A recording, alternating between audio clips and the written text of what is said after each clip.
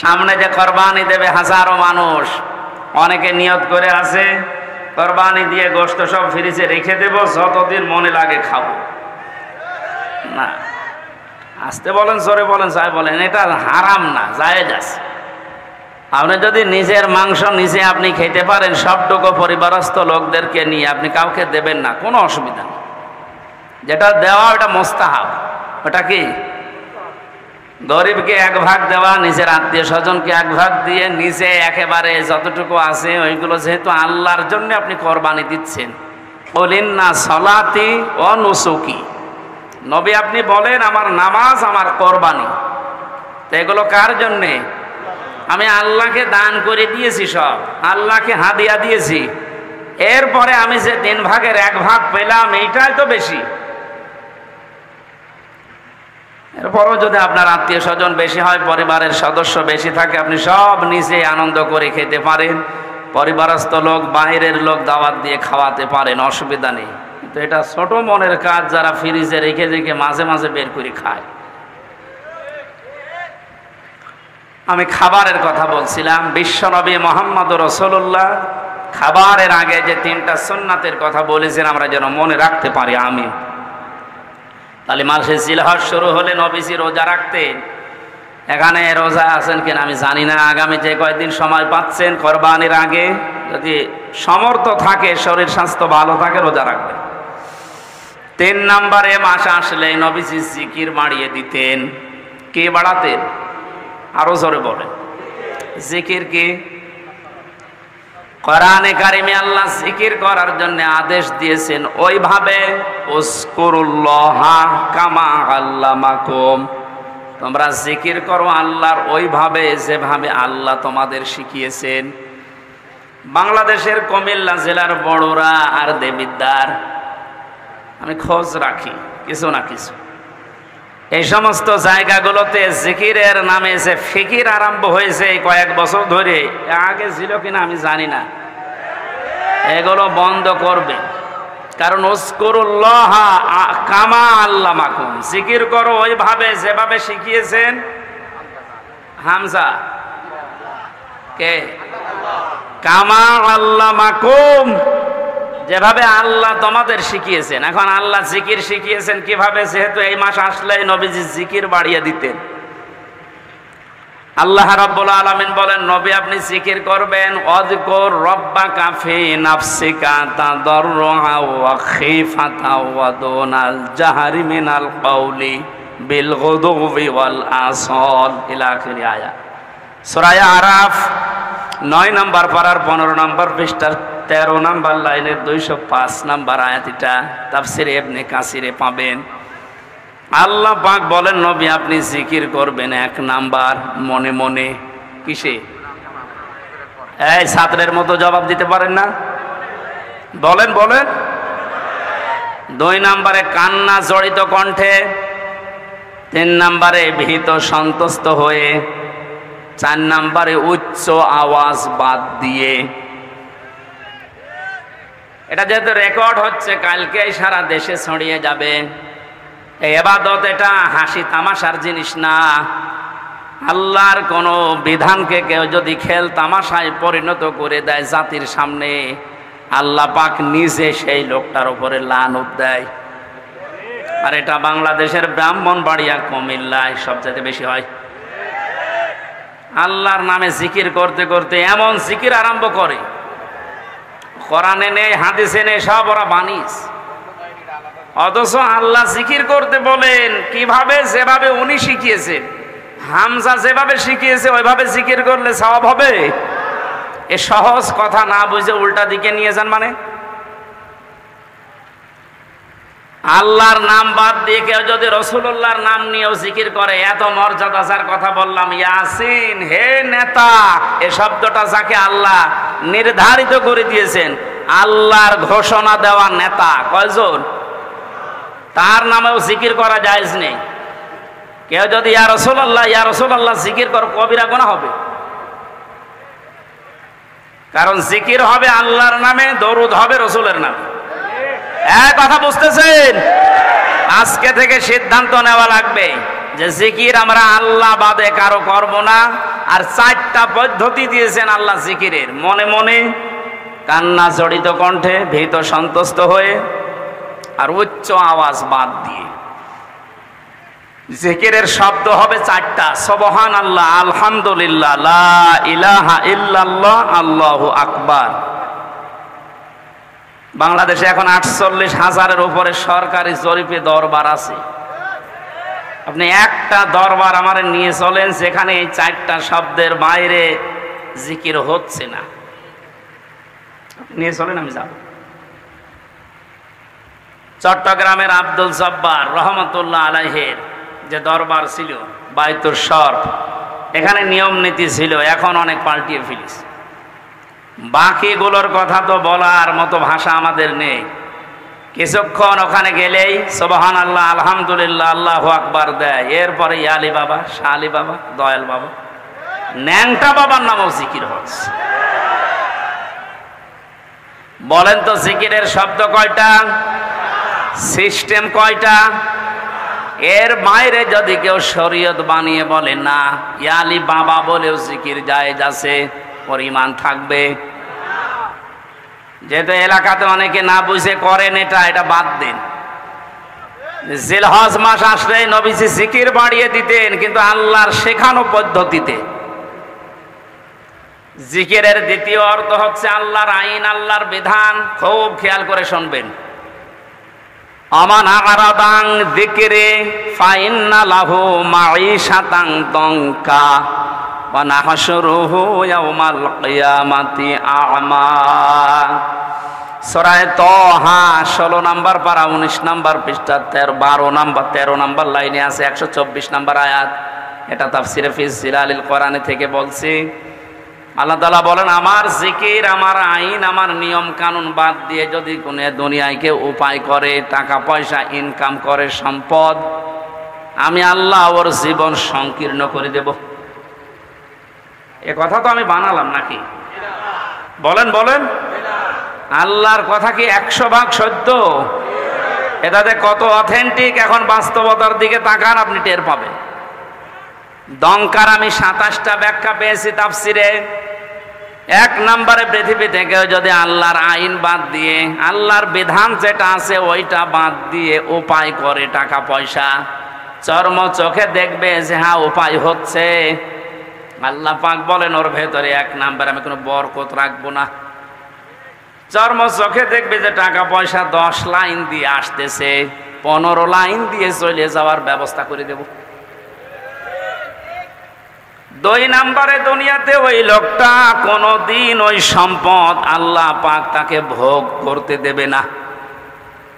এটা আমি বানালাম না, মানে এটা আমি বানালাম। আপনি এই দেশের দিকে আজ তাকান, যারা আল্লাহর আইন বাদ দিয়ে উপায় করছে, আপনি দেখবেন চর্মচোখে তাদের ব্যাংক ব্যালেন্স, টাকা পয়সা, নাড়ি বাড়ি গাড়ির অভাব নেই, দেশে জায়গা হয় না, অনেকে আবার বেগম পাড়াও বানায়। কিন্তু বাস্তবতায় আল্লাহ কি অ্যাকশন নেয়, ওগুলো দিয়ে তাদেরকে আল্লাহ ভোগ করতে দেয় না।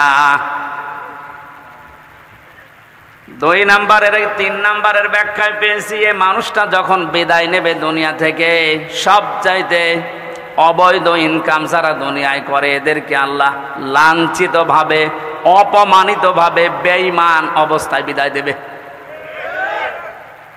পৃথিবী সাক্ষী হয়ে থাকবে তাদের মরণে।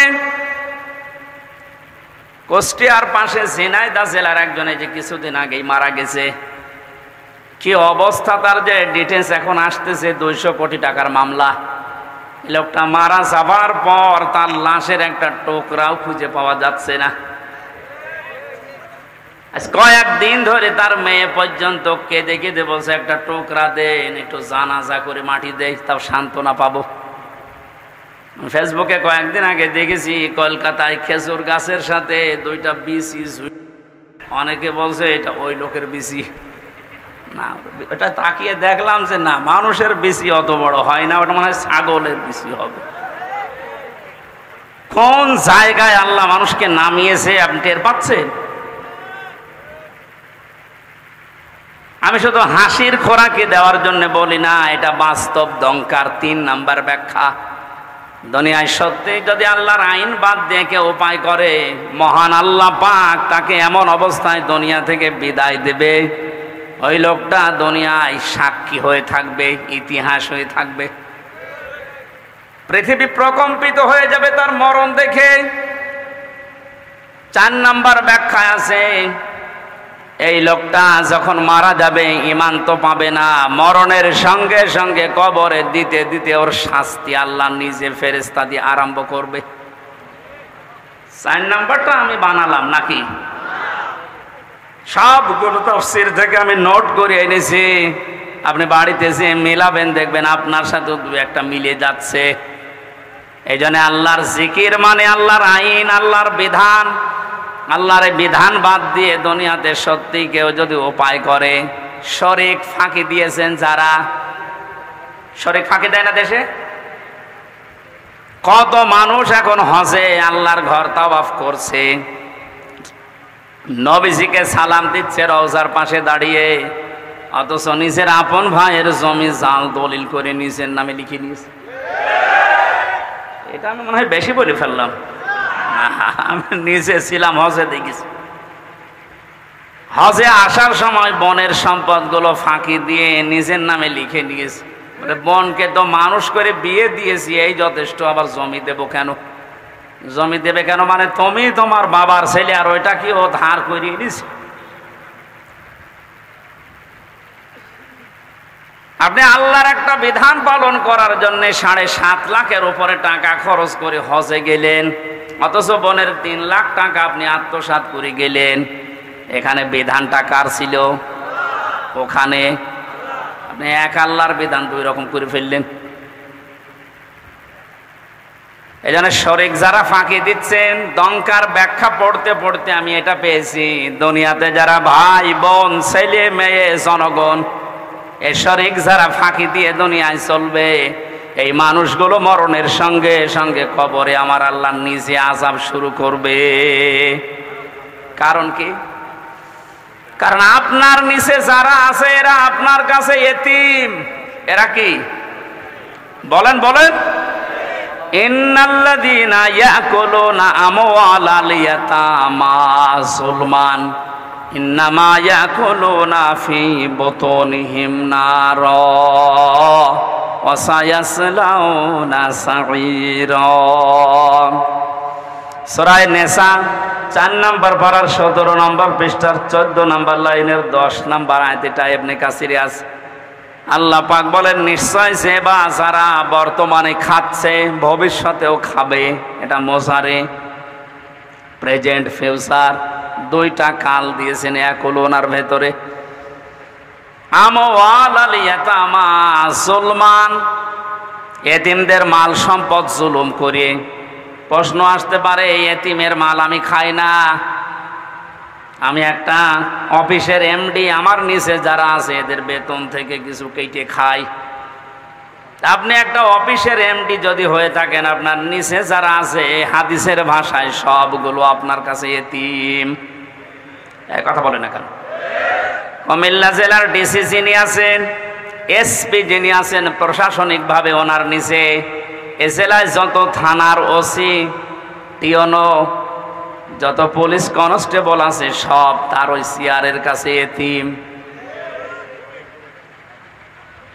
এজন্য এতিমের সাথে ভালো ব্যবহার করা, এতিমের সম্পদ যারা আত্মসাৎ করে, কোরআনের ভাষায় এই মানুষগুলো আল্লাহ পাক বলেন এরা জাহান্নামের আগুন দিয়ে পেট ভরে। প্রশ্ন আসতে পারে, কয় আগুন তো আমি খাই না, আমি কাতলা মাছ খেয়েছি, আমি ইলিশ মাছ খেয়েছি। আপনি যদি সত্যিই মানুষের সম্পদ আত্মসাৎকারী হয়ে থাকেন, শরীক ফাঁকি দেওয়া লোক এখানে যদি থাকে, সম্পদ যতই আপনি ভালো খাবার খান না কেন, আল্লাহর ভাষায় ওটা জাহান্নামের জ্বলন্ত আগুন। এ আয়াত পড়ার পরে আমার মনে হচ্ছে বাংলাদেশে এখন 100 জনের প্রায় 95 জন জাহান্নামের আগুন খাচ্ছে। বলেন না, ওই 5 জন বাকি আছে, ওর ভেতরে আমি আছি। হ্যাঁ, তাহলে তো ভালো। বাস্তবতা এইটাই দেখতে পাচ্ছি। প্রাইমারিতে চাকরি নিতে হলেও যোগ্যতা থাকার পরও আপনাকে 10 লক্ষ টাকা দেওয়া লাগছে। যদি ওই সিস্টেম এখন অনেকটা পাল্টিয়েছে পরীক্ষার মাধ্যমে, আলহামদুলিল্লাহ। আগের যে সিস্টেমগুলো ছিল, ওভাবে যোগ্যতা থাকার পরেও যাদের কাছে টাকা পয়সা নেওয়া হয়, এরা তো আপনার কাছে, আপনার এই দপ্তরের কাছে এতিম। এরা এতিম না? এদের কাছ থেকে আপনি হাদিয়া বলে নেন, আর তৌফা বলে নেন, আর চাই বলে নেন, স্পিরিট মানি বলে অনেকে নেয়। এগুলো সব হবে আল্লাহর ভাষায় জাহান্নামের আগুন। আল্লাহ এতটুকু যদি শেষ করে দিতেন, দুনিয়ার হিসাবে আমি আয়াত পড়তাম না, পরের শব্দটা মারাত্মক। ওয়াসায়াসলাউনা সাঈরা, সিন, সাউফা, কদ, লাম, এরকম 13টা শব্দ আছে আরবি গ্রামারে। কোন সেন্টেন্সের আগে যদি একটা আসে, অর্থ হয় অতি তাড়াতাড়ি। আল্লাহ পাক এখানে সিন দিয়ে জানিয়েছেন, মানুষের সম্পদ যারা ফাঁকি দিয়ে খাও, জোর করে জুলুম করে অন্যায় ভাবে খাও, মিথ্যা মামলা দিয়ে তারে জেলে দিয়ে তার পরিবারের কাছ থেকে অবৈধভাবে টাকা নাও, না এদেশে বন্ধ হয়ে গেছে? হাজারো মানুষ এরকম বিপদে আছে। শরীক ফাঁকি দিয়ে যারা খাও, এ মানুষগুলো শুধু মরতে দেরি, যেহেতু তুমি বেঈমান হয়ে মরবে, ঈমান পাবে না। ওই যে দংকার 4 নাম্বার ব্যাখ্যা। যারা অবৈধ ইনকাম করে, ওদের ঈমান নসিব আল্লাহ বন্ধ করে দেয়। বলেন নাউজুবিল্লাহ। ওরা সঙ্গে সঙ্গে কবরে দেবেন। আল্লাহ নিজে বলেন জাহান্নামের আগুন সাঈর, যেটা এটা আমি লাগিয়ে দেব। এর আগে আমি বহুবার বলেছি, জাহান্নাম একটা, জাহান্নামের স্তর বা দরজা 7টা। জাহান্নামের দরজা কয়টা? এই 7টার ভেতরে সাঈর একটা। সাঈরে যাওয়ার জন্য যে 4 প্রকার মানুষের নাম আমরা কোরআনে পেয়েছি, তার 1 নম্বরে যারা এতিমের মাল আত্মসাৎ করে, ফাঁকি দেয়, শরীক যারা ফাঁকি দেয়, এদেরকে মরণের পরে আল্লাহ জাহান্নামে সাঈরের নিচে পাঠিয়ে দিয়ে আগুন লাগিয়ে দেবেন। কুমিল্লাবাসী, কারো দিকে তাকিয়া নিজের ইমানের দিকে তাকিয়ে বলেন তো, এখানে শরীক ফাঁকি দেওয়া মানুষ আছেন কিনা? আওয়াজ দেওয়া আকারে আওয়াজ দিলে আমার মনে হয় এই এলাকায় সব নেই। এই শরীক ফাঁকি দিয়েছেন কারা? দেখি হাত তোলেন তো। একজন। আমি তো তামাশা করি নাই ভাই। সত্যি যদি এরকম থাকেন, আপনার ক্ষতি আপনি নিজে করছেন। যাদের জন্য আখের গোছাতে শরীক ফাঁকি দিচ্ছেন, আপনি চোখ বন্ধ করে দেখেন, এ মানুষগুলো একদিনও আপনার লাশকে বাড়িতে রাখতেও রাজি হবে না, বলবেন আজ জিন আসবে। অথচ তাদের আরামে শান্তিতে রাখার জন্য আপনি নিজের ভাইয়ের, নিজের বোনের সম্পদটা ফাঁকি দিয়ে রেখে দিলেন। আরে ভাই, আপনি এখনই যদি চোখ বন্ধ করে যান, আপনি তো বেঈমান হয়ে মারা গেলেন। ওই অবৈধ সম্পদটা আপনার মেয়ে, আপনার ছেলে, আপনার স্ত্রী আরো অবৈধ কাজে ব্যয় করবে, আর ফ্ল্যাক্সি লোড হয়ে, বিকাশ নগদ হয়ে সব আপনার কবরে যাবে। যদি বলেন আমার তো নগদ খোলা নেই, এমনি খুলে যাবে, খোলা লাগবে না। আল্লাহ আমাদেরকে সহজভাবে বুঝ যেন দান করেন, বলেন আমিন। জিলহজ মাস 4 নম্বরে নবীজি বেশি বেশি যেটা করার জন্য আহ্বান জানিয়েছেন, সেটা হচ্ছে এই মাস যারা পাবে, সমর্থ যদি থাকে, অবশ্যই যেন তারা হজ করে। আজ হাজারো মানুষ হজ করার সামর্থ্য থাকার পরও হজে যাচ্ছে না। এখানে যারা দায়িত্বে আছেন, এই মন্ত্রণালয়ে যারা আছেন, আমাদের পাশের রাষ্ট্র তাও হিন্দু রাষ্ট্র, হজে যাওয়ার পরে আমি দেখেছিলাম ওখান থেকে হজে যেতে বাংলাদেশের 3 ভাগের 1 ভাগ টাকা লাগে। তারাও তো এত দূর থেকে যায়। হজের খরচ যারা উল্টাপাল্টা করে বাঁচিয়ে সিন্ডিকেট করে এখান থেকে হাসিদেরকে আল্লাহর ঘর পর্যন্ত যেতে বাধা দিচ্ছেন, আপনিও আল্লাহর পথে বাধা দানকারী হিসাবে কিয়ামতে উঠবেন।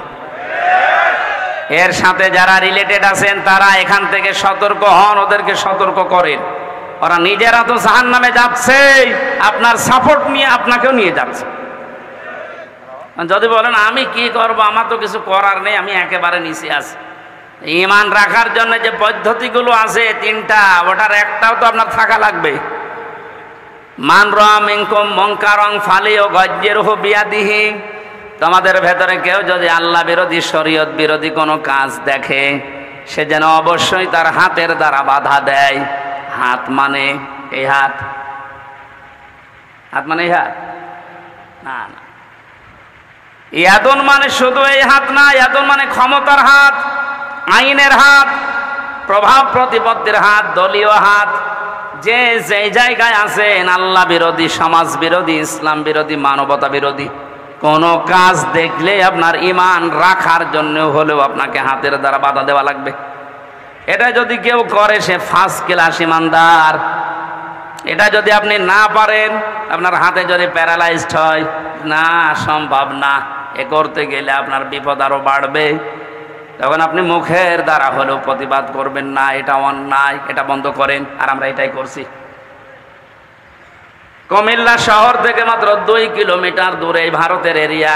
ওখান থেকে একজন হজে গেলে ওর যদি 2.5 লাখ টাকায় হয়ে যায়, আমার 7.5 লাখ লাগবে। কোন কারণে? এই সিন্ডিকেট ভাঙা লাগবে। কোটি কোটি টাকার ব্যবসা করছে এখানে যারা দায়িত্বে আছে তারা। এই জন্য আমাদের যেহেতু ওই পর্যায়ে কিছু করার নেই, হাত তো নেই, হাত তো প্যারালাইজড। সুতরাং মুখের দ্বারা প্রতিবাদ করার যতটুকু ভাষা আছে আমরা করলাম। আল্লাহ যেন আমাদের এই ভাষাটাকে কবুল করেন। এটাও যদি না পারা যায়, সর্বশেষ মনে মনে ঘৃণা করা, এইটাও অনেকে করে না। আরো আল্লাহ বিরোধী, আল্লাহর ঘরে যেতে ডাইরেক্ট না ইনডাইরেক্ট ভাবে বাধা দেওয়া হচ্ছে, আরো খুশি হয়। আজকের এই অনুষ্ঠানটায় আমরা কি বলবো বলেন তো? যেহেতু কোরআনে কারিমের সামনে যে তেলাওয়াতকৃত আয়াত পড়লাম আপনাদের, এটা কোরবানি সংক্রান্ত, আর সামনে 4-5 দিন পরেই কোরবানি। তা আমাদের এখানে আলোচনাও তো ওই ধাঁচে আমরা করব। এরপরও যদি কোনো মহল উল্টাপাল্টা ধারণা করে এটা বন্ধ করে দেয়, এটা ডাইরেক্ট না ইনডাইরেক্ট যারা চেষ্টা চালিয়েছিলেন, আপনি কোরআনে বাধা দানকারী হিসাবে কিয়ামতে উঠবেন।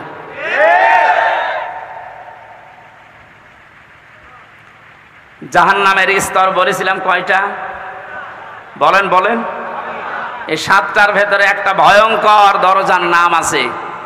এই দরজা দিয়ে আল্লাহ তাদেরকে প্রবেশ করাবে যারা এই পৃথিবীতে কোরআনে কারিমের অনুষ্ঠানগুলোতে বাধা দেয়। আর এই দেশে এখন দিন দিন এই পজিশন বাড়ছে। মানুষ ওগুলো খুব বেশি না, কয়েকটা। আল্লাহ আমাদেরকে হেদায়েত দান করেন, বলেন আমিন।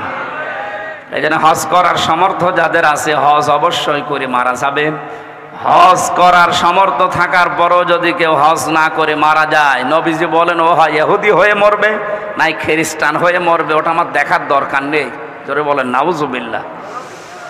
জিলহজ মাসের এই আমলগুলো আমরা শুরু করতে পারি। আল্লাহ আমাদেরকে সবাইকে যেন তৌফিক দেন। সূরা মায়েদা 27 থেকে 34 এই আয়াতগুলো আমরা তেলাওয়াত করব এখন। এর আলোকে কোরবানির সামনে নিয়ে কিছু মাসলা মাসাইল আকারে তাফসীর নিয়ে কথা বলবো ইনশাআল্লাহ। জবান খুলে কোরআনের এই সোনালী আয়াতের অংশ বিশেষ একটু পড়েন। শয়তান যদি আশপাশে থাকে ও যেন চলে যায়। কারণ পৃথিবীর কোনো ইবাদত করার আগে আউযুবিল্লাহ পড়া লাগে আমি পাইনি। নামাজ পড়তে হলে আউযুবিল্লাহ পড়া লাগবে, আছে? যদি না পড়েন আপনার নামাজ হবে না, এই কথা কেউ বলতে পারে না। রোজা রেখেছেন, আউযুবিল্লাহ পড়েননি, আপনার রোজা হবে না। এই যে হজে যাচ্ছে যারা, আউযুবিল্লাহ পড়েনি, হজ হবে না। কোরআন পড়তে গেলে যদি কেউ আউযুবিল্লাহ না পড়ে, কোরআন পড়া তো হবে না, আরো আবার গুনাহ হবে। কারণ এটা ওয়াজিব তরক করার গুনাহ হবে। ফাইদা ক্বরাতাল কুরআনা ফাস্তাইজ বিল্লাহি মিনাশ শাইতানির রাজিম। হে নবী, আপনি যখন কোরআন আরম্ভ করবেন তখন আল্লাহর কাছে আশ্রয় চান শয়তান থেকে। এটা কি নফল না ওয়াজিব? বলেন বলেন। কেন এত গুরুত্ব বলেন তো?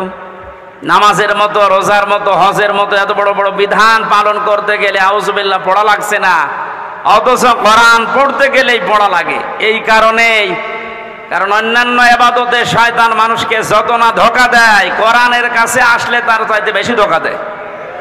কারণ শয়তান জানে যদি ওর কাছে আসে, আর এটা যদি জানে আমি শয়তানি করব কোথায়, কারণ শয়তানি করার জায়গা থাকবে না। এই জন্য সবচাইতে বড় বাধা ওর কোরআনের কাছে মানুষ আসতে চাইলেই ও বিভিন্ন অ্যাঙ্গেলে বাধা দেয়। আজকেও বাধা দিচ্ছিল। এই জন্য আশপাশে যদি থাকে শয়তান, সে মানুষ হোক আর জিন হোক, ও যেন চলে যায়। বলেন আউযু বিল্লাহি মিনাশ শাইতানির রাজিম বিসমিল্লাহির রহমানির রহিম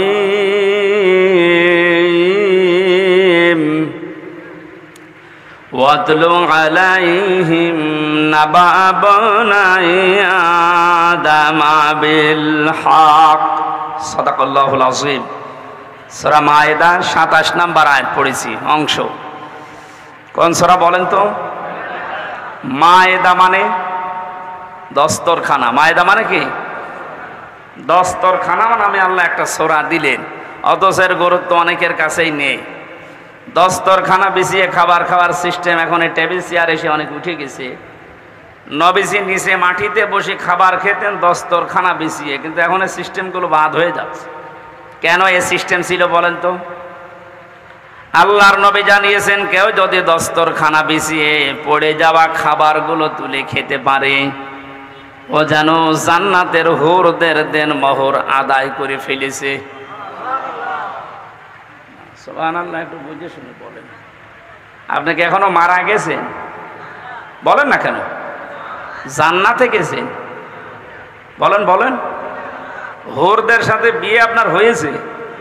দেন মোহর তো দূরের কথা, এখনো মারা যাননি, জান্নাতেও যাননি, হুরদের সাথে বিয়েই হয়নি, দেন মোহর আদায় হবে কথা বললেন কেন? ছোট্ট একটা আমল মাত্র। সত্যিই যদি আপনি এই আমল এখন থেকে জীবনে আরম্ভ করতে পারেন, বিজ্ঞান এখন জানিয়েছে কেউ যদি মাটিতে বসে, পাটিতে বসে, নিচে বসে নবীজি যেভাবে খাবার খেতেন ওই খাবারের সুন্নত আদায় করে খাবার খেতে থাকে, খেতে খেতে ওর অর্ধেক খাবার হজম হওয়ার কথা, কারণ ওইভাবে পেটে বসলে পেটে চাপ লাগে। আর আমরা যেভাবে বসে খাই ওভাবে ওই সিস্টেম নেই, আমরা দিন দিন পাল্টিয়ে ফেলছি। দস্তরখানায় পড়ে যাওয়া খাবারটা খেলে কত বড় একটা সুসংবাদ পাওয়া যাচ্ছে, আমি এখনো মারাই গেলাম না, জান্নাতও পাইনি, হুরদের সাথে আমার বিয়েও হয়নি এখনো, অথচ দেনমোহর আদায় হয়ে গেছে। তার মানে নবীর এই কথার সিগনিফিকেন্স হচ্ছে আমি যেন জান্নাতে প্রবেশ করে ফেলেছি। এই ছোট আমল আমরা যেন না ছাড়ি, ছোট মনে করি, এটা অনেক বড় আমল। 2 নম্বরে বিশ্ব নবী বলেন, কোন মানুষ যদি দস্তরখানায় পড়ে যাওয়া খাবার তুলে খেতে পারে, ওর শরীরের ভেতরে যে 360টা হাড় আছে, জোড়া দেওয়া আছে হাড়গুলো, এই হাড়গুলোর সাদগা আমার আল্লাহ আদায় করে দেন। সাহাবায়ে কেরামের সামনে যখন এই হাদিসটা বলা হয়েছিল, গরিব সাহাবীরা বলে, হে নবী আমরা গরিব মানুষ, 360টা হাড়ে এই যে জোড়া দেওয়া আছে, যে আঙ্গুলের ভেতরে জয়েন্টগুলো আছে, এই কেনুয়ের ভেতরে জয়েন্ট আছে, হাঁটুর ভেতরে জয়েন্ট আছে, 360টা আছে জোড়া জয়েন্ট। আপনি যদি দস্তরখানায় পড়ে যাওয়া খাবার খান, এর যে সাদগা হয়, এই সাদগাগুলো আল্লাহ নিজে আদায় করে দেয়। বলেছিলেন, হে নবী আমরা এত সাদগা আদায় করব কি করে? বিশ্ব নবী তখন এই আমলটা দিয়েছিলেন। আল্লাহ সাহাবীদের মতো এই আমলটা আমাদেরও করার তৌফিক দিন, আমিন। আর একটা কথা হাদিসে আছে, কেউ যদি মসজিদে কোনো ময়লা পড়ে থাকতে দেখে আর নিজের কাজ মনে করে ওটা তুলে ফেলে দেয়, তাহলে এই হাড়গুলোর জয়েন্টের সাদগা আদায় হয়। আমরা মসজিদের ময়লার দায়িত্ব মনে করি শুধু মুয়াজ্জিনের আর খাদেমের, আর আমরা সব আল্লাহর ওলি। মসজিদে আল্লাহর ঘরে কোনো কিছু যদি পড়ে থাকে ময়লা জাতীয়, ওটা তুলে ফেলে দেওয়া, এ দায়িত্ব কি শুধু মসজিদের খাদেমের, মুয়াজ্জিনের? আপনার কাছে যে প্রতিদিন সাদগা দেওয়া লাগবে, কি দিয়ে দেবেন? এরকম কিছু কাজ করা। এমনকি রাস্তায় কোনো কষ্টদায়ক বস্তু যদি পড়ে থাকে, ওইটা যদি কেউ তুলে ফেলে দেয়, সে যেন তার ঈমান আছে এটার প্রমাণ দেয়। আমি শুধু সুবহানাল্লাহ বলার জন্য বলছি না, এখানে খেয়াল করেন, রাস্তায় কোনো কষ্টদায়ক কাটা হোক, একটা ইট হোক, ময়লা হোক পড়ে আছে, জনগণের কষ্ট হয়, এটা তুলে ফেলে দিলে নবীজি বলেন তোর ভেতরে ঈমান আছে, এটার প্রমাণ হচ্ছে যে ঈমান আছে। যে মুসলমানের ঈমানের 77টা শাখা, তার সর্বনিম্ন শাখা রাস্তার কষ্টদায়ক বস্তু তুলে ফেলে দেওয়া। সেই মুসলমান কোনো মানুষকে দুনিয়ায় কষ্ট দিতে পারে, এটা কি বিশ্বাস করার মতো? সুতরাং অন্যান্য জাতির উপরে যে উল্টাপাল্টা কাজগুলো হয় মাঝে মাঝে দেখি এই দেশে, এগুলো কোনো মুসলমানের কাজ না, কাজ ওদেরই আমাদের উপর চাপিয়ে দেয়। কোন মুসলমান যদি এ কাজ করেও বুঝবেন ও মুসলমানের ভেতরে ঈমান নেই। বলেন তো, রাস্তার কষ্টদায়ক বস্তু তুলে ফেলা যেখানে ইমানের একেবারে সর্বনিম্ন স্তর, সেই মুসলমান কোনোদিন সন্ত্রাসী হতে পারে? বলেন বলেন, জঙ্গি? আপনি কাঁটা পেলে, রাস্তায় ইট পেলে আরো তুলে ফেলে দেবেন যেন মানুষের কষ্ট না হয়। আর বাংলাদেশের মানুষের ঘরের আবর্জনা, নিজের উঠানের ময়লা সব এনে রাস্তায় জমা করে, ও কোন ইমানের পরিচয় দেব? আমাদের কুমিল্লা জেলা একটু পরিষ্কার আছে, এই জন্য টের পাচ্ছেন না। এগুলো যারা করছেন আপনার ইমানই নেই, এটা ইমানের সর্বনিম্ন একটা স্তর। এইটাও যদি আপনি না করতে পারেন, আরো রাস্তায় সব ময়লা মাটি এনে জমা করে, তা আপনি নবীর হাদিস অনুযায়ী বিশ্বাস করেন আপনার ইমান নেই। আপনার কি নেই? আপনি বলেন না আমি তো কালেমা পড়ি। আর এবার কালেমার তো সর্বনিম্ন স্তর এইটা, আপনার এইটাই নেই, তো প্রথমটা থাকলো কি করে? এখনো তো ৭৭টা আছে। আল্লাহ আমাদের সহজভাবে বোঝার তৌফিক দাও, বলেন আমিন। সূরা মায়েদা ১২০টা আয়াত আছে, ১৬টা রুকু আছে। ৪ নাম্বার রুকুর ২৭ নাম্বার আয়াতের অংশ পড়েছি, মাত্র একটা আয়াতের ৪ ভাগের ১ ভাগ। আপনি একটু খেয়াল করে শোনেন, কত কথা আল্লাহ এর ভেতরে লুকিয়ে রেখেছে। হযরত আদম আলাইহিস সালামের ২ সন্তানের ব্যাপারে আল্লাহ আমাদেরকে শোনাতে বললেন। কুরবানি সংক্রান্ত বিষয় এখানে আছে। এই পৃথিবীতে প্রথম মানুষ হত্যা করেছিল এই কাবিল হাবিলকে। এই জন্য দুনিয়ায় যত হত্যা হবে অবৈধভাবে, এই লোকটার আমল নামায় মানুষ হত্যার একটা গোনা যেতেই থাকবে কিয়ামত পর্যন্ত।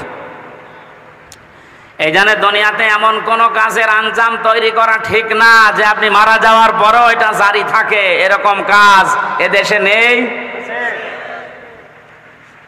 জেনে শুনে বুঝে শুনে এরকম কোন কাজে হাত দেবেন না যে আপনি নেই, অথচ এটা বিকাশ হয়ে আপনার কবরে যাচ্ছে।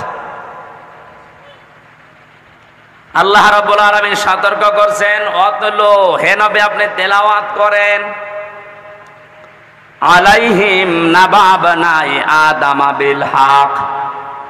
এটা কুমিল্লার দেবীর দ্বার, এই যে উম্মত গুলো বসে আছে এদের সামনে আপনি তেলাওয়াত করেন আদম নবীর ২ সন্তানের কাহিনী, যথাযথভাবে সঠিকভাবে এদেরকে আপনি ইতিহাস শোনান। প্রশ্ন আসতে পারে, হাজার হাজার বছর আগে পৃথিবীর প্রথম মানব হযরত আদম আলাইহিস সালাম, তার ২ সন্তানের কাহিনী শুনে আমরা করব কি না? তারা যে একটা বিষয়কে নিজেদের পক্ষে আনার জন্য আল্লাহর যে পদ্ধতি কোরবানি দেওয়া, আমি ইতিহাস বলার জন্য এখানে বসি নাই, তাফসীর থেকে কয়েকটা কথা আনার জন্য, শিক্ষা দেওয়ার জন্য বলছি। হযরতে আদম নবীর সন্তান জোড়া জোড়া তৈরি হতো ওই সময়। আগের পক্ষের পরের পক্ষের এভাবে মিল করে তিনি বিয়ে দিতেন, যেহেতু মানুষের সময় কম ছিল, ওই সময় শরীয়তে ওটা জায়েজ ছিল। বিবাহ দেওয়ার জন্যে তাসলিমা আর আকলিমা, মেয়েটা সুন্দর ছিল, এই জন্য আগের পক্ষের এই কাবিল বলে না আমি এটা মানি না, আমার পক্ষে যে আসবে এটা সুন্দরী হয়নি, এই জন্য আমি ওকে বিয়ে করব না, আমি ওইটা চাই। মেয়েদের প্রতি ভালোবাসা, তাদের সৌন্দর্যের প্রতি, তাদের চেহারার প্রতি আকর্ষণ, এটা আমার আল্লাহ দুনিয়া তৈরি হওয়ার পর থেকে করে দিয়েছে। যুজ্জিনা লিন্নাসি হুব্বুশ শাহাওয়াতি মিনান নিসা, মানুষকে আমি শোষণ করে দিয়েছি, আকর্ষণীয় করে দিয়েছি ৯টা জিনিসকে তাদের সামনে। ১ নম্বরে মেয়ে লোকের চেহারার প্রতি ভালোবাসা, আকর্ষণ, এটা তৈরি করে দিয়েছে কে? এই যে পরীক্ষার জিনিস এটা। এখন যদি বলেন আল্লাহ তৈরি করে দিয়ে আল্লাহ আবার আমাকে শাস্তি দেবে কোন কারণে, এইটাই পরীক্ষা। আপনার মতোই মানুষ আরেকজন আছে, সে তো এরকম সুযোগ পাওয়ার পরও এই কাজ করে না, আপনি করলেন কেন? হযরতে আদম নবী আলাইহিস সালামের মনে শান্তি ছিল না, তাকে আমার আল্লাহ জান্নাতে এত নিয়ামত দিয়েছিলেন, তারপরও তিনি আনন্দ শান্তি পাচ্ছিলেন না। আল্লাহ রাব্বুল আলামিন তার মনের অবস্থা বোঝার পর তিনি যখন নিদ্রায় গেছেন তন্দ্রাচ্ছন্ন, ওই সময় একটা হাড় তার শরীর থেকে বের করে সুন্দরী মহিলায় যে হাওয়া আলাইহিস সালামকে বানিয়ে রেখেছিলেন। তাফসীরে কাবীরের ভেতরে পেয়েছি পৃথিবীতে ৪ জন মহিলাকে আল্লাহ সব চাইতে সৌন্দর্য দিয়েছেন, তার ভেতরে হাওয়া আলাইহিস সালাম ১ নাম্বার। ইব্রাহিম নবীর প্রথম স্ত্রী হযরতে সারা 2 নাম্বার, হযরতে ইউসুফ নবীর স্ত্রী জুলাইখা 3 নাম্বার, 4 নম্বরে মোহাম্মদ রাসূলুল্লাহর ছোট মেয়ে হযরতে ফাতিমাতুজ জোহরা রাদিয়াল্লাহু তাআলা আনহা। এখন ঐশ্বরিয়ায় যত সুন্দর আপনার কাছে মনে হয়, পরিমণি যত সুন্দর মনে হয়, বলে হযরতে হাওয়া কত সুন্দর ছিলেন বলেন। তিনি যখন বসে আছে বামে, ঘুম থেকে ওঠার পরে তিনি দেখলেন, তাফসিরে মুফাসসির বলেন হযরতে আদম হাওয়াকে দেখেই তাকিয়েছেন এবং ধরতে গেছেন। আল্লাহ পাক বলেন, আদম এটা তাকানোও যাবে না, ধরাও যাবে না। হযরতে আদম বলছে, আল্লাহ তাকানো যাবে, ধরা যাবে কি করলে সেটা বলেন। আমার মনে হয় বাংলাদেশের অনেক যুবক এমন আছে, নামাজের ফরজ জিজ্ঞাসা করেন বলতে পারবে না, তো বিয়ে করা ফরজ এটা বলতে পারবে।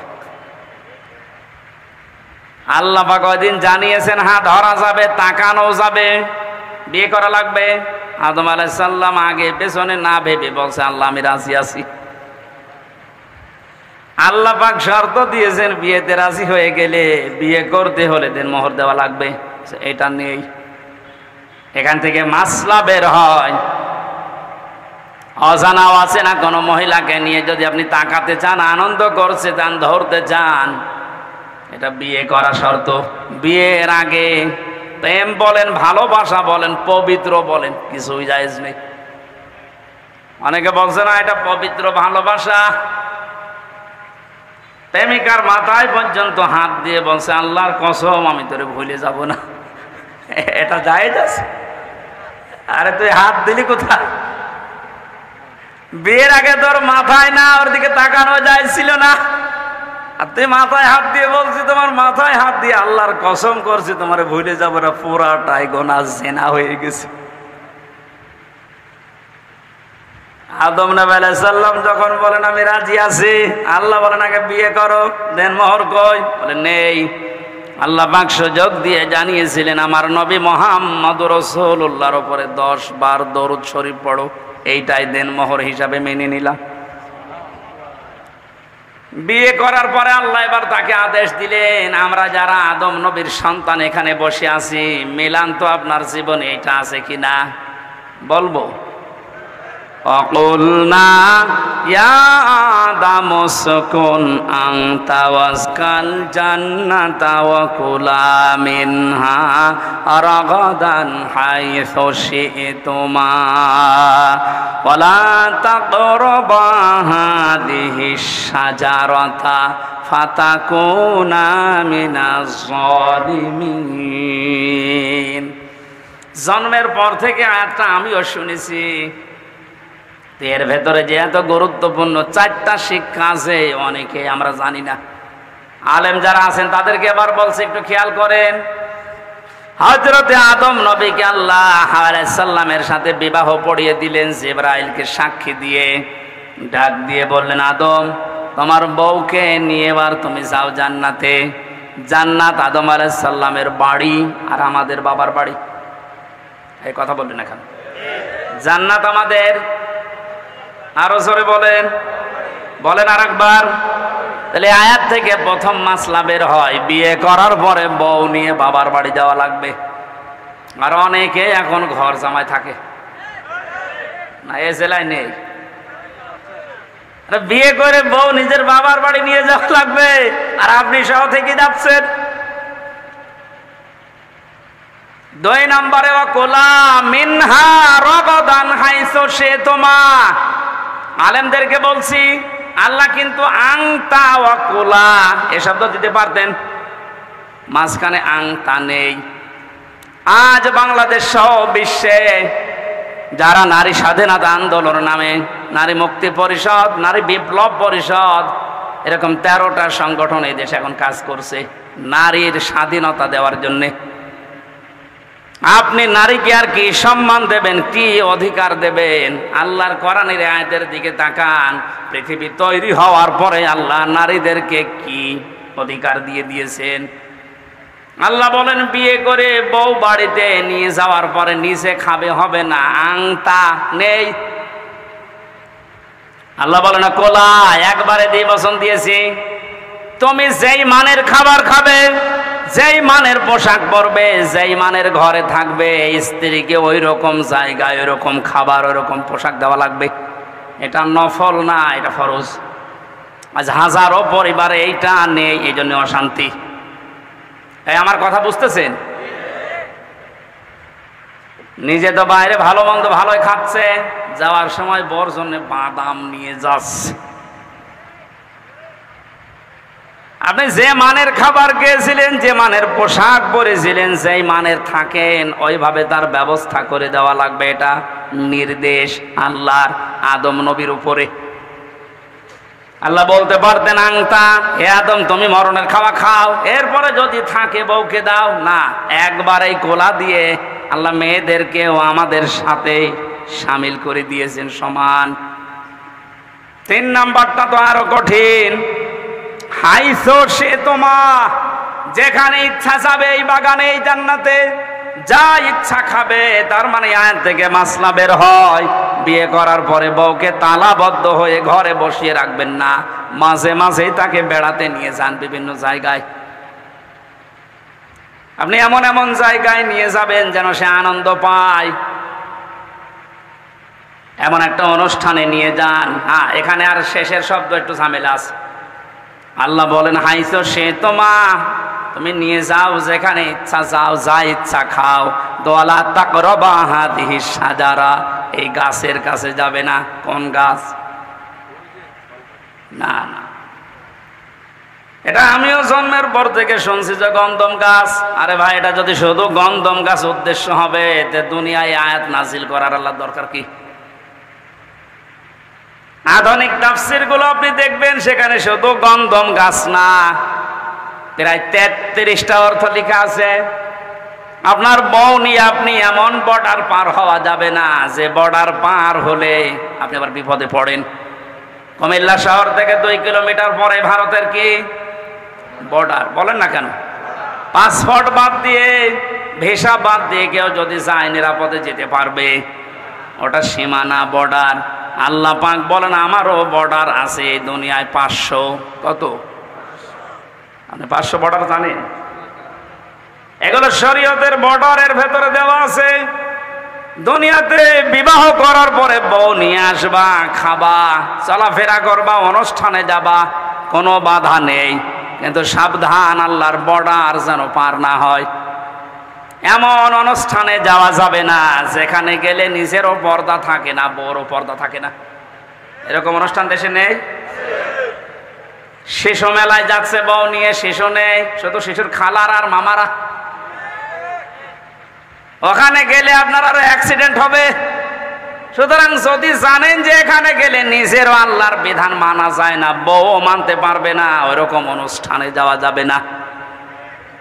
ওইরকম বিবাহ অনুষ্ঠানে যাওয়া যাবে না যেখানে গেলে নিজে আল্লাহর বর্ডার পার হয়ে যাওয়া লাগে, স্ত্রীও পার হতে বাধ্য হয়। এখন যদি বলেন না গেলে আবার আত্মীয়তা থাকে না, আল্লাহর বিধান বাদ দিয়ে যদি আত্মীয়তা নষ্ট হয়ে যায়, যাক, ওইরকম আত্মীয় দরকার নেই।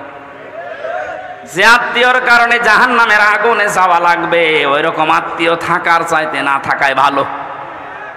লা তাআতা লিমাখলুকিন ইল্লা বিমাসিয়াতিল খালিক। আল্লাহর নাফরমানি হয় এরকম কোন কাজ দুনিয়ায় কারো অনুসরণ করা, আনুগত্য করা জায়েজ? বলেন বলেন। আল্লাহ ছোট কথাটা আমাদেরকে বড় পরিসরে বোঝার তৌফিক দিন। সুতরাং বউকে নিয়ে এমন কোনো অনুষ্ঠানে, এমন কোনো জায়গায় যেতে পারবেন না যেখানে গেলে আল্লাহর বিধান আর মানা যায় না। যদি কেউ যায়, ফাতাকুনা মিনাজ জালিমিন, সে জালেম হয়ে যাবে। আর জালেমদের জন্য আল্লাহ নিজে মামলা রেডি করে রেখেছে। বলেন নাউজুবিল্লাহ। কোরআনে যত আয়াত আমি পড়েছি সব চাইতে সূরা শূরা 25 নাম্বার পারা, 6 নাম্বার পৃষ্ঠা, 12 নাম্বার লাইনের 42 নাম্বার আয়াতটা আমাকে আতঙ্কিত করে বেশি। এই এদিকে তাকা। সূরা শূরার 42 নাম্বার আয়াত একটু মিলান। ইন্নামাস সাবিলু আলাল্লাযীনা ইয়াযলিমুনান নাস ওয়ায়াবগুনা ফিল আরদি বিগাইরিল হক ইলা আখিরি আয়া। আল্লাহ পাক বলেন আমি নিজে কিয়ামতের দিন মামলা দায়ের করব, আমি কেস করব, আমি অভিযোগ দায়ের করব তাদের বিরুদ্ধে যারা দুনিয়ায় মানুষ হয়ে মানুষের উপরে জুলুম করে। এ দুনিয়ায় নেই। আর আসতে বলে আপনি কথাটার ওজন টের পেয়েছেন? এ কথার লোড কত? আল্লাহ নিজে মামলা দায়ের করবে, উনি মামলার বাদী। যিনি বিচার করবেন বিচারক, উনি যদি বাদী হন না রায় তো পক্ষে আসবে। বলেন এই আয়াতটা পড়ার পরে আমার নিজেরই মাঝে মাঝে ভয় লাগে, আল্লাহ আমি আবার মামলার আসামি হয়ে গেলাম না তো? কারণ আমার নফসের ওপরে আর মাঝে মাঝে জুলুম হয়ে যাচ্ছে, আমার পরিবারের ওপরে জুলুম হয়ে যাচ্ছে, সমাজের মানুষের প্রতি আমার যে দায়িত্ব ছিল আমি পালন না করে আমি জুলুম করে ফেলছি। এই জন্য যে যত বড় দায়িত্বে আছে কিয়ামতের দিন ওই দায়িত্ব সম্পর্কে আল্লাহ তার কাছে পুঙ্খানুপুঙ্খানু হিসাব নেবে। প্রতিটি জিনিস যেহেতু নিয়ামত, এরপরে বাকি কথা। কয়েকদিন আগে একটা কনফারেন্স হচ্ছিল, আমি মদিনায় ছিলাম। এই যে এতটুকু একটা বাচ্চা আব্দুর রহমান, বিশ্ববিখ্যাত হাফেজ, বিচারক ওকে ডাক দিয়ে বলছে তোমার যে চোখ নেই, তুমি অন্ধ, এই 11 বছর বয়সে কোরআনের হাফেজ হয়ে গেছে, তাও যেমন তেমন হাফেজ না, বিশ্বের ভেতরে সেরা যারা তাদের ভেতরে তুমি একজন। তোমার যে চোখ নেই, আল্লাহর ওপরে তোমার কোনো অভিযোগ নেই। ছেলেটা কেঁদে ফেলেছে, ডাক দিয়ে বলে বিচারক আমার কোনো অভিযোগ নেই, আমি আরো আনন্দে আছি। বিচারপতি ডাক দিয়ে বলছে তোমার কোনো অভিযোগ নেই, আনন্দে আছো মানুষ? ছেলেটা বলছে হুজুর যেদিন বিচার শুরু হবে, আসল বিচার কিয়ামতে, আমি তো কোরআনে কারিমের আয়াত পড়েছি আপনার সামনে, সুম্মা লা তুসালুন্না ইয়াউমাইযিন আনিন নাঈম। কিয়ামতের দিন প্রতিটি নিয়ামতের হিসাব আল্লাহ নিচে ধরবেন।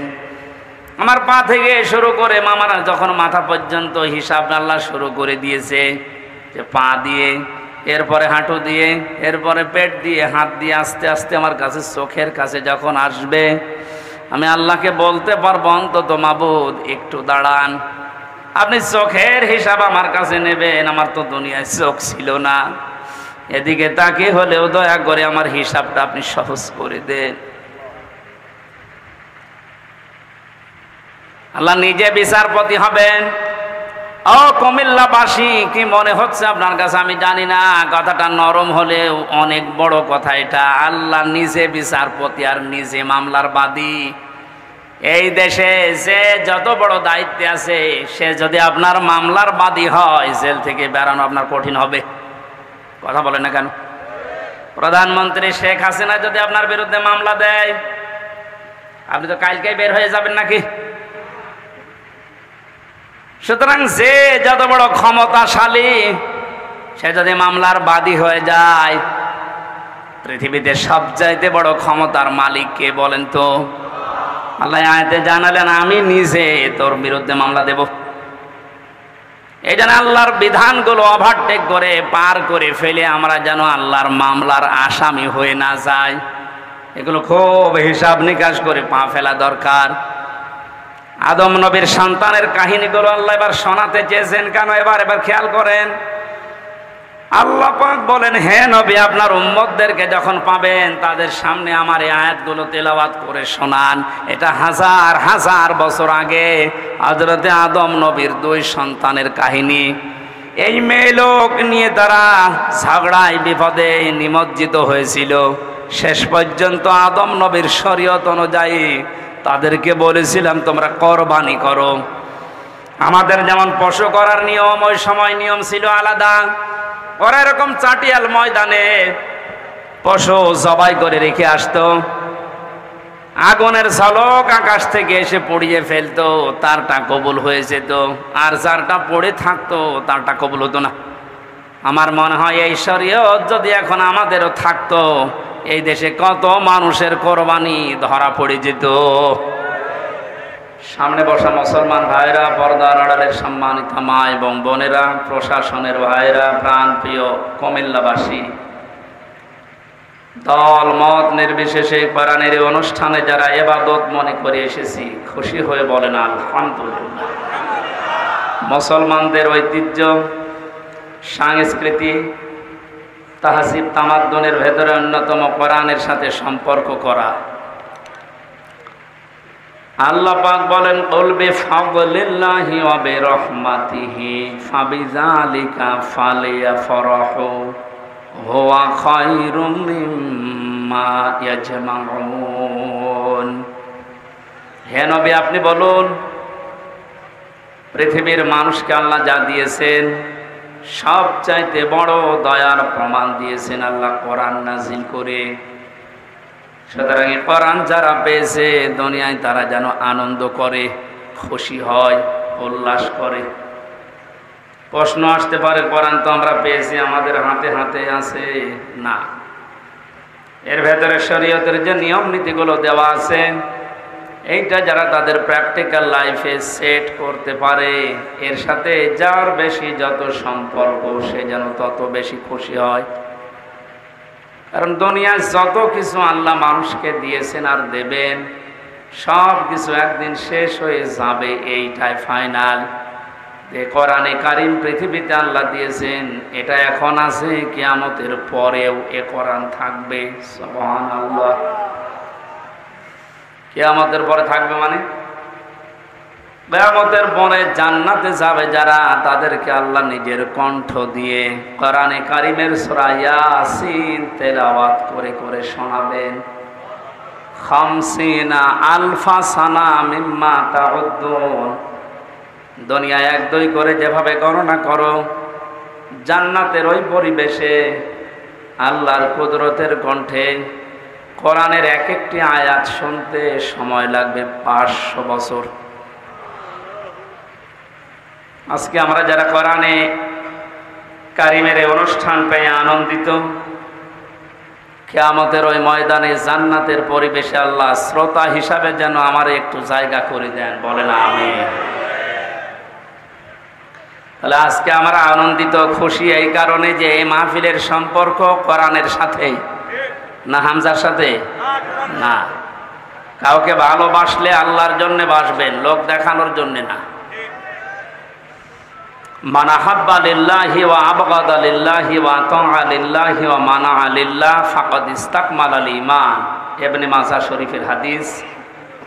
আল্লাহর নবী বলেন, কাউকে যদি ভালোবাসো, লোক দেখানোর জন্য না, আল্লাহর জন্য ভালোবাসবা।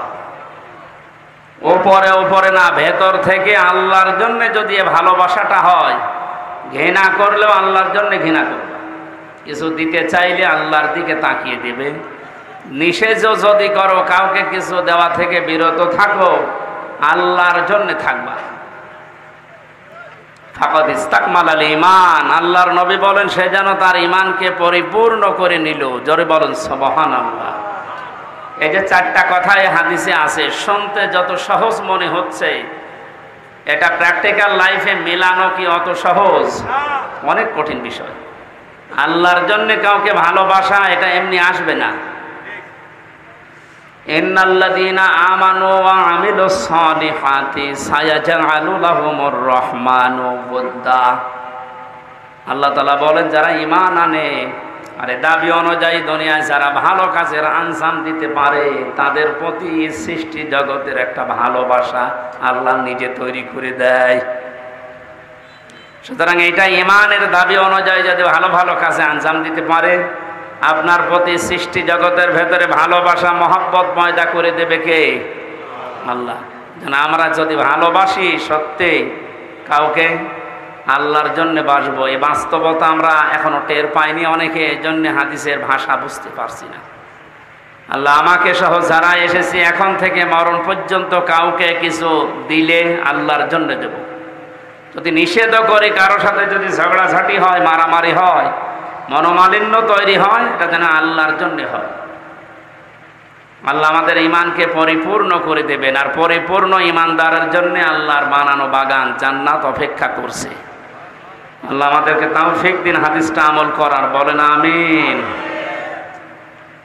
দরুদ আর সালাম পড়ছি আমাদের নবী, মানবতার মহান শিক্ষক মুহাম্মদ রাসূলুল্লাহ সাল্লাল্লাহু আলাইহি ওয়াসাল্লামের প্রতি, যার আদর্শ পেয়ে আমরা খুশি না বেজার? খুশি।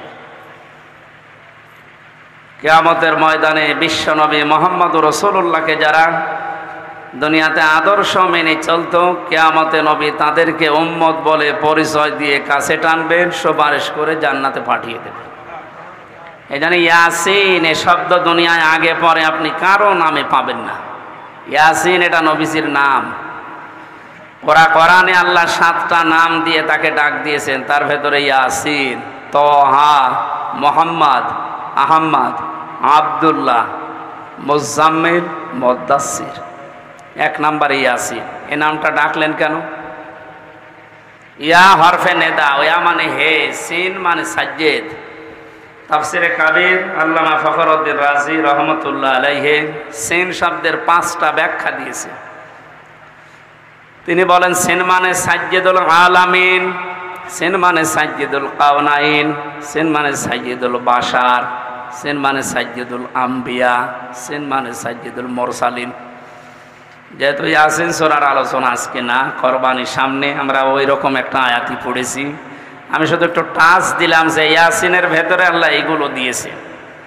আল্লাহ আমাদেরকে ইয়াসিন, আল্লাহর ঘোষণা দেওয়া একমাত্র নেতা দুনিয়ায় মুহাম্মদুর রাসূলুল্লাহ, তাকে অনুসরণ অনুকরণ করার তৌফিক যেন দান করেন। এটা জিলহজ মাস আরম্ভ হয়ে গেছে। পৃথিবীতে যত শ্রেষ্ঠ দিন আছে, রমজানের পরে, মুহররমের পরে সবচাইতে দামি দিন আল্লাহর কাছে এই 10 দিন। নবীজি উম্মতদেরকে জানিয়েছেন জিলহজ মাসের শুরু থেকে কোরবানির দিন পর্যন্ত যে 10টা দিন তোমরা পাবে, কমপক্ষে 7টা কাজ দুনিয়াতে না করে থাকবে না।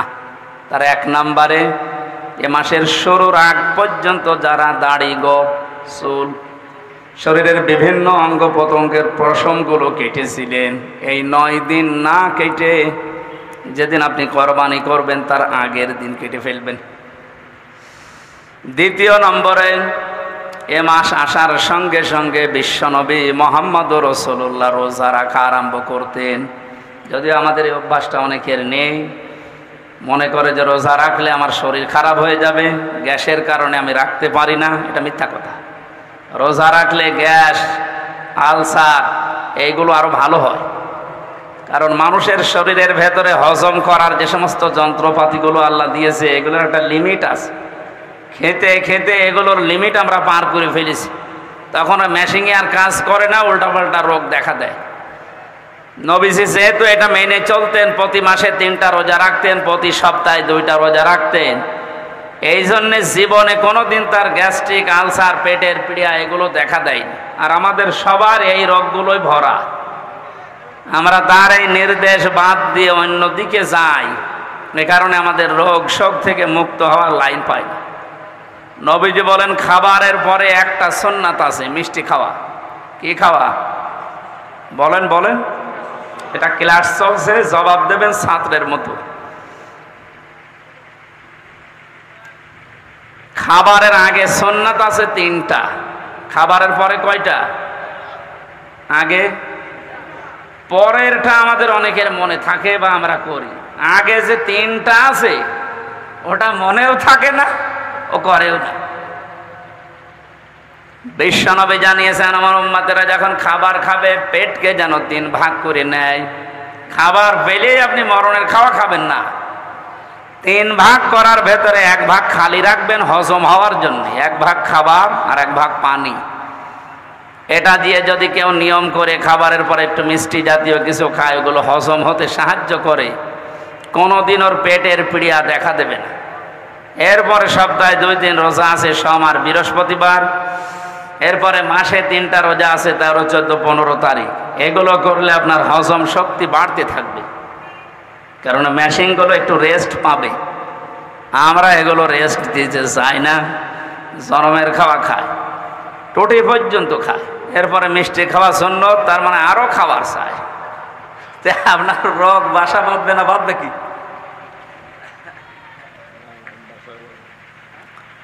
আমার ভাইরা, বেশি সময় হয়ে গেল, শেষ করে দিই নাকি? আমার তো কেবল আয়াত শুরু হচ্ছে, গরমের ভেতরে তো আসলে 1 ঘন্টা হয়ে গেছে, শেষ করে দিই। জিনা মানে এই যে মানুষগুলো ব্যস্ত না, এদের আরো কাজ আছে, আমারও কাজ। হ্যাঁ, চালাবো, ছেড়ে দিই। এত এত লং টাইম কথা বলায় গরমের ভেতরে। তারা কোরবানি দিয়েছিল, একজনেরটা যখন কবুল হওয়ার পরে আর একটা হয়নি, প্রতিহিংসার বশবর্তী হয়ে হাত উত্তোলন করেছিল মারার জন্য।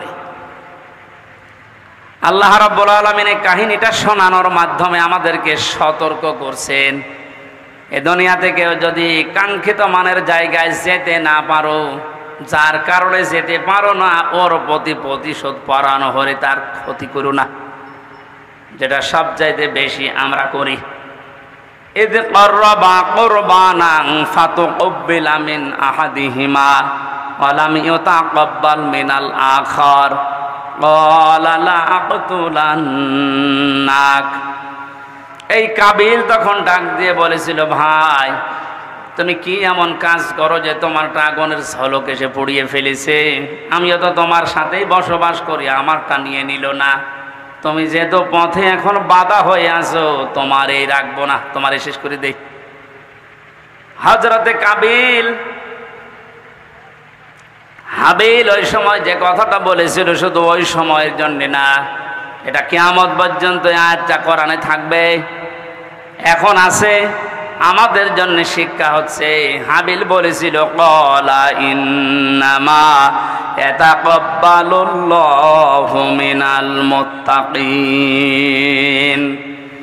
হে ভাই কাবিল, কান খাড়া করে শোনো, দুনিয়াতে শুধু তাকওয়া, মুত্তাকি যারা, এই মানুষগুলোর সম্পদ, জীবন আল্লাহ কবুল করে থাকেন। আয়াত দ্বারা প্রমাণিত। আমরা যারা কোরবানি এখন দিচ্ছি, সামনে কেনার জন্য প্রস্তুতি নিচ্ছেন, আপনি যদি মুত্তাকি হতে না পারেন, আপনার জীবনের কোরবানি কিন্তু কবুল হবে না। কোরআনে কারিমে আল্লাহ যেখানে কোরবানি শব্দের ব্যাখ্যা দিয়েছেন যে কোরবানি করো, ওর আগের শব্দে আমার আল্লাহ দিয়েছেন নামাজের কথা। এই জন্য এখানে যারা নামাজ আদায় করেন না বা নামাজ পড়েন না, নামাজের শিক্ষা যাদের জীবনে নেই, এক কথায় ফতোয়া দেওয়া যায় যে আপনার কোরবানি হচ্ছে না। ফাসাল্লি লিরাব্বিকা ওয়ানহার, আগে কোরবানি করো, এরপর নামাজ পড়ো। বলেন বলেন। এই জন্য নামাজ যারা পড়ে না, তাদের সাথে ভাগ দিলেও আপনারটা হবে না। এটা একটু কড়া হয়ে গেল। আরে ভাই, এই যে পুরাটা মিলে হাত, এতটুকু যদি না থাকে, বাকিটুকু দিয়ে কিছু করা যাবে। যদি বলেন একটু চুলকিয়ে দেন তো কোনো জায়গায়, এতটুকু দিয়ে চুলকাতে পারবেন? আল্লাহ ফাসাল্লি আগে দিয়েছেন যে নামাজ আদায় করো আগে। আরে নামাজের শিক্ষার ভেতরে যে 27টা আছে, তার ভেতরে একটা শিক্ষা হচ্ছে ওয়ানহার, কোরবানি করো। কোরবানি এটা শুধু পশুর ভেতরে সীমাবদ্ধ না, ইসলাম মানতে গিয়েও আপনাকে কোরবানি করা লাগবে। আপনার সম্পদ, আপনার জীবন, আপনার সময়, আপনার লেখনী, আপনার বক্তব্য সব যেন আল্লাহর জন্য, ইসলামের জন্য আপনি কোরবানির জন্য প্রস্তুতি নিতে পারেন। এই শিক্ষা 1 বছর পর পরে আমাদের দিতে আসে। পশু কোরবানি করার আগেই নিজের ভেতরের পশুত্বকে যদি আমরা কোরবানি করতে না পারি, কিয়ামত পর্যন্ত হায়াত পেয়েও আপনার কোরবানি আপনি ওই কাবিলের মতো কবুল করাতে পারবেন না। এই জন্য যারা সবাই করার জন্য প্রস্তুতি নিচ্ছেন, কোরবানি পশুর গলায় ছুরি দেওয়ার সঙ্গে সঙ্গে নিয়ত করবেন, আল্লাহ আমার ভেতরের যে পশু আছে, অহংকার, হিংসা, দাম্ভিক্য, এটাও আমি আজকে জবাই করে দিলাম। এইরকম কোরবানি দেওয়া মানুষ বাংলাদেশে ভরি ভরি। আল্লাহ, যারা আমরা কোরবানি দিচ্ছি, এভাবে কোরবানি দেওয়ার তৌফিক আমাদেরকে তুমি দান করো, যেন কাবিলের মতো হয় না, হাবিলের মতো কবুল হয়ে যায়। বলেন আমিন। নাহমাদুহু ওয়া নাস্তাঈনুহু ওয়া নাস্তাগফিরুহু ওয়া নু'মিনু বিহি ওয়া নাতাওয়াক্কালু আলাইহি ونعوذ بالله من شرور أنفسنا ومن سيئات أعمالنا من يهدي الله فلا مضل له ومن يضلل فلا هادي له ونشهد أن لا إله إلا الله وحده لا شريك له وأشهد أن محمدا عبده ورسوله الذي أرسله بالحق بشيرا ونذيرا وداعيا إلى الله بإذنه وسراجا منيرا فقد قال الله تعالى في كلامه المجيد وبرهانه التوحيد أعوذ بالله من الشيطان الرجيم بسم الله الرحمن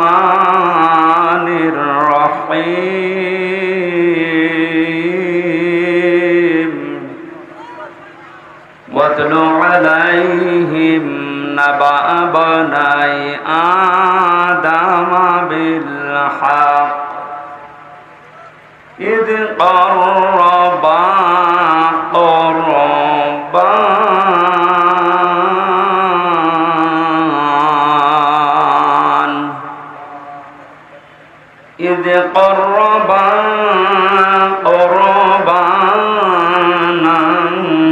فتقبل من أحدهما ولم يتقبل من الآخر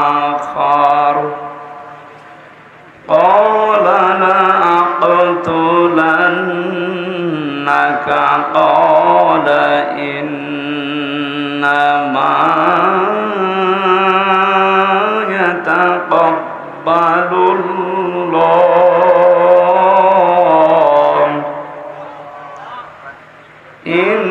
إنما يتقبل الله من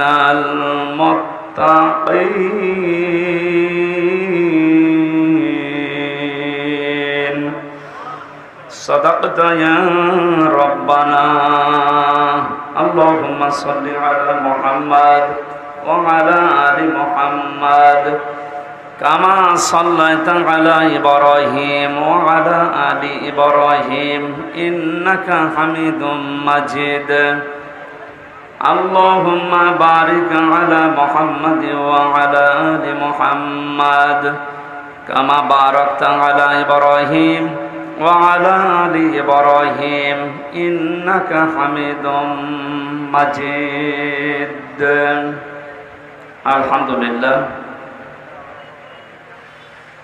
কুমিল্লা জেলার দেবিদ্বার থানার অন্তর্গত মোহনপুর বৈশেরকোট শেখ বাড়ি জামে মসজিদের উদ্যোগে ৬৪তম বাৎসরিক মহাবিশ্বের মহাবিশ্বর আমাদের মনিব আমাদের মালিক মহান রব্বুল ইজ্জাতুল জালালের মুখের পবিত্র বাণী কোরআনে কারীম তাফসীরুল কোরআন মাহফিলের স্বনামধন্য সভাপতি সাবেক চেয়ারম্যান জনাব তাজুল ইসলাম আতালাল্লাহু উমরাহু ওয়া বারাকাল্লাহু ফি হায়াতি সহ সভাপতি জনাব মোহাম্মদ রমিজ উদ্দিন শেখ প্রধান অতিথি শাইখুল মাশায়েখ মাননীয় জাতীয় সংসদ সদস্য জনাব আবুল কালাম আজাদ বিশেষ অতিথি হিসেবে উপস্থিত আছেন জনাব আলহাজ মঈনুল হোসেন জনাব আলহাজ নুরুল ইসলাম জনাব আলহাজ শহীদুল ইসলাম আমার আগে যিনি কথা বলছিলেন নবনির্বাচিত উপজেলা পরিষদের সম্মানিত চেয়ারম্যান জনাব মামুনুর রশিদ ভাই এখানে যারা আলোচনা রেখেছেন মাওলানা হোসাইন আহমেদ মাহফুজ চুয়াডাঙ্গা ইসলামী সঙ্গীত শিল্পী কবির বিন সামাদ যশোর মাওলানা মাসুম বিল্লাহ ইবনে নাইম গোপালগঞ্জ ইসলামী সঙ্গীত শিল্পী নিয়ামতুল্লাহ নিসামি অনেক মানুষের নাম দেখতে পাচ্ছি বিশেষ করে যারা আহ্বানে সাড়া দিয়ে সেই কুষ্টিয়া থেকে পর্যন্ত কোরআনের কথাগুলো বলার জন্য এসেছি আপনাদের এলাকার সন্তান সিঙ্গাপুরের প্রবাসী জনাব শেখ মোহাম্মদ মাসুদ পারভেজ সোহাগ ভাই সম্মানিত ভাইরা, আমি দাম্পত্য জীবন নিয়ে কয়েকটা বই লিখেছিলাম, 6টা। তার ভেতরে 2টা বই নিয়ে এসেছি। পারিবারিক জীবনে যাদের অশান্তি, এটা থেকে উত্তরণের উপায় 19টা লিখেছি। আমার কাছে বইটা আছে, আপনারা নিয়ে বাড়িতে মেয়েকে, বউকে, মাকে, ফুফুকে, মেয়েদেরকে পড়াবেন। পরকীয়া, প্রেম সংক্রান্ত বিষয়গুলো কোরআন এবং হাদিস থেকে সূক্ষ্মভাবে বের করে আমরা লিখেছিলাম। আল্লাহ আমাদেরকে বাস্তবে এটা আমল করার তৌফিক দিন। প্রচণ্ড গরম আর সবাই ব্যস্ত আমরা, এই জন্য অনেক রাত হয়ে গেছে, শেষ করে দিচ্ছি। আগামীতে মাহফিলগুলো আমরা শীতের সময় নেব, এই গরমের সময় আসলে এগুলো হয় না। এই পারভেজ ভাই, উনি বাইরের দেশ থেকে এসেছিলেন, সিঙ্গাপুরে না কোথায় থাকে উনি, আসলে এই সময় তো মাহফিল হওয়ার কথা না, তারপর ওনার ডাকে সাড়া দিয়ে সে কুষ্টিয়া থেকে এসেছিলাম আপনাদের মেহমান হয়ে। একটা মোনাজাত করে এরপরে বইটা নিয়ে আপনারা বিদায় নিন। আল্লাহুম্মা আমিন। লা ইলাহা ইল্লা আনতা সুবহানাক ইন্নী কুনতু মিনাজ জালিমিন। লা ইলাহা ইল্লা আনতা সুবহানাক ইন্নী কুনতু মিনাজ জালিমিন। ফাস্তাজাবনা লাহু ওয়া নাজ্জায়নাহু মিনাল গাম্মি ওয়া কাযালিকা নুনজিল মুমিনিন। রব্বুল আলামিন, কুমিল্লা জেলার দেবিদ্বার থানার দিকে তাকাও। হাজারো মানুষ আমরা কোরআনে কারিমের কথাগুলো চাতক পাখির মতো বসে শুনেছি। যতটুকুই শুনেছি আমাদের জীবনে আমল করার তৌফিক দাও। সওয়াবগুলো তুমি নবীজির রওজায় পৌঁছিয়ে দাও। কিয়ামতের দিন সুপারিশ করে আমাদেরকে জান্নাতে নিয়ে যাবেন। এ মাহফিলের আয়োজন করতে গিয়ে তোমার যে বান্দারা শ্রম দিয়েছে, বিশেষ করে আমার পারভেজ ভাই, নাম না জানা যত মানুষ শ্রম দিয়েছে, আমার মামুনুর রশিদ মামুন ভাই সহ প্রত্যেকের শ্রমকে ওসমানের সাথে কবুল করে নাও। আল্লাহ যে বাড়িটা বানিয়েছে বসবাসের জন্য, এটাকে বাইতুল আমান হিসাবে কবুল করে নাও। এলাকায় যত মানুষ কবরে আছে, কোরআনের ইজ্জতে নিজ মনে মাফ করে দাও। কয়েকদিন পরেই বিশাল কোরবানির নামক যে ইবাদত আমাদের সামনে, এটা ইবাদত হিসাবে পালন করার সুযোগ দাও। যত মুসলমান পৃথিবীতে কোরবানি দেবে আল্লাহ তুমি মঞ্জুর করে নাও। মা বোনদেরকে পর্দায় থাকার তৌফিক দাও। দেশের দায়িত্বে যারা আছে সততার সাথে পালন করার তৌফিক তাদেরকে দান করো। মাননীয় প্রধানমন্ত্রী শেখ হাসিনা থেকে শুরু করে যত মানুষ দায়িত্ব পালন করছে, আল্লাহ হযরত ওমরের মতো বানিয়ে দাও। 560টার উপরে মসজিদ বানিয়েছে আল্লাহ, এই মসজিদগুলো যারা সেজদা দেয়, এই মসজিদের ওসিলায় যারা দায়িত্বে আছে এদের ক্ষমা করে দাও। বঙ্গবন্ধু শেখ মুজিবুর রহমান থেকে যত মানুষ দেশ এবং দশের জন্য জীবন দিয়েছে, এদের স্বাধীন করার জন্যও যারা জীবন দিয়ে গেল আল্লাহ তাদের শাহাদতের মরণ হিসাবে কবুল করো। আগামীতে এই অনুষ্ঠানটা কোরআনের জন্য বিশাল আকারে কবুল করে নাও। মাহফিলের প্রধান অতিথি আমাদের মাননীয় এমপি আবুল কালাম আজাদ সাহেবকে মঞ্জুর করো। মাহফিলের বিশেষ অতিথি যারা এসেছেন, আল্লাহ তাআলা যার যতটুকু যোগ্যতা তোমার দ্বীনের জন্য, ঈমানের জন্য কবুল করে নাও। বারাকাল্লাহু লানা ওয়া লাকুম ফিল কোরআনিল আযীম। কখন কার মরণ চলে আসে জানি না, যখনই মরণ আসবে আমাদের এই জবানে যেন জারি থাকে লা ইলাহা ইল্লাল্লাহু মুহাম্মাদুর রাসূলুল্লাহ। মাশাআল্লাহ। এটি আমরা সবাই সওয়ালের জন্য আসছি না, এটা দুর্ঘটনা ঘটছে। কেউ যদি পেয়ে থাকেন, আমি বলছি না কেউ নিয়েছেন, এটা বিভু সেট আমাদের শান্তিনগর যে হাফিজিয়া মাদ্রাসার যে শিক্ষক যারা কামাল হোসেন, হাফেজ কামাল হোসেন সাহেবের বিভু সেটটা পড়ে গিয়েছে। কেউ যে পাইছেন উনি এখানে উপস্থিত আছে, সবাই স্টেজে পাঠানোর অনুরোধ করছি। এখানে তো চোর আসার কথা না, কারণ এখানে আমরা প্রত্যেকেই দুই একটা কথা কোরআন এবং হাদিস থেকে শোনার জন্য এসেছি। আমার মনে হয় কেউ নেন নেই, হয়তো বা কোথাও পড়ে আছে বা কেউ পাইছেন কিনা একটু এই যে আমাদের কামাল হোসেন সাহেবের কাছে দিয়ে এটা সরান, এটা সরান, এটা সরিয়ে দিন, তাড়াতাড়ি দিন, তাড়াতাড়ি দিন, সময় নেই।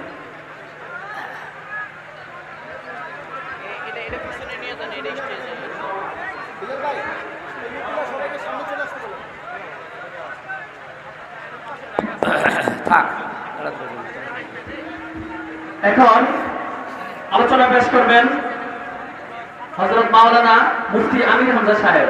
আমি হযরতকে তার মূল্যবান আলোচনা পেশ করার জন্য সবিনয় অনুরোধ করছি। এখানে কি এত মানুষ কেন? বসেন, হয় বসেন, না চলে যান। আসসালামু আলাইকুম ওয়া রাহমাতুল্লাহি ওয়া বারাকাতুহু।